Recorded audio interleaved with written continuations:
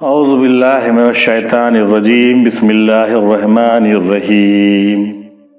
آئیے آج سرکار میم ہندی شاہ افضل ہندی اجل رحمۃ اللہ علیہ کی ایک پرانی تحریر پڑھتے ہیں۔ یہ تحریر 1993-94 میں لکھی گئی تھی آپ کے ظاہری حیات کے آخری ایام میں، جس کو ہم نے نقل کیا تھا۔ آئیے اس کو پڑھتے ہیں اور سمجھتے ہیں۔ عنوان ہے باب ہدایت۔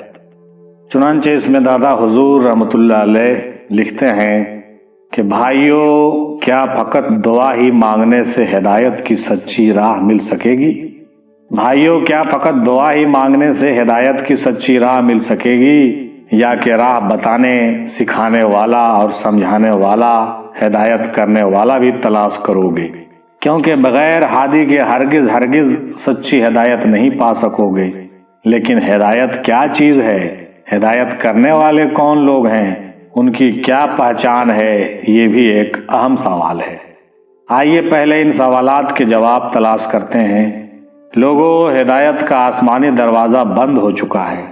اب آسمان کسی کو ہدایت قطعی نہیں کرتا، کیونکہ حضور رسالت مآب صلی اللہ علیہ وسلم نبی آخر ہیں۔ آپ کے بعد اور کوئی نبی نہ آیا اور نہ آئے گا، کیونکہ حضور صلی اللہ علیہ وسلم کائنات کے خاتم النبیین ہیں۔ آپ کے وصال کے بعد جبرائیل علیہ السلام کا آنا بند ہو گیا ہے۔ اب کسی پر وحی نہیں آتی اور نہ کوئی پیغمبر ہو سکتا ہے، لیکن ہدایت کا دروازہ بند نہیں ہوا ہے۔ وہ تو آج بھی کھلا ہوا ہے اور تا قیامت کھلا ہی رہے گا۔ حضور سرور کائنات صلی اللہ علیہ وسلم جب معراج کے شب میں 7ویں آسمان پر جا پہنچے اور پھر سدرۃ المنتہا سے بھی آگے عرش الہی پر پہنچے، تو اس خدائے لم یزل نے حجابات کے تمام پردے اٹھا دیے۔ فاصلہ فقط ایک تیر اور 2 کمان کا باقی رہا۔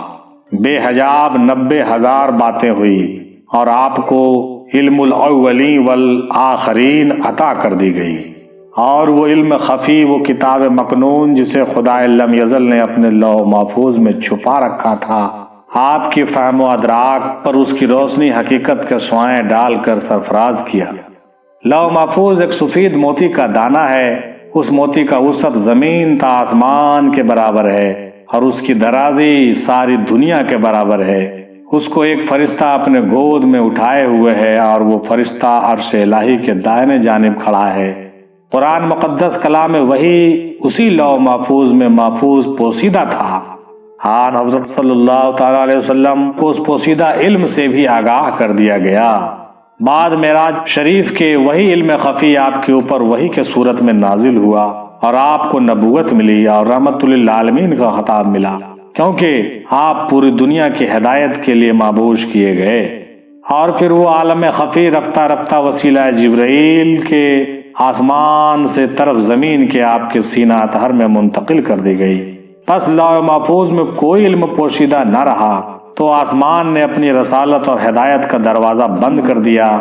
پس رسالت مآب صلی اللہ علیہ وسلم نے اپنے حیات طیبہ میں بھی جہاں لوگوں کو کلمہ توحید پڑھایا یا مسلمان بنایا، وہیں اور علم شریف بھی بتلائی، آداب و اخلاق کی تعلیم دی، اخوت و ملت کی تعلیم دی۔ وہیں آپ نے اپنے علم خفی و علم سینہ کا دروازہ کھول دیا لوگوں کے لیے، تاکہ آگے دنیا تک لوگ ہدایت پا سکیں۔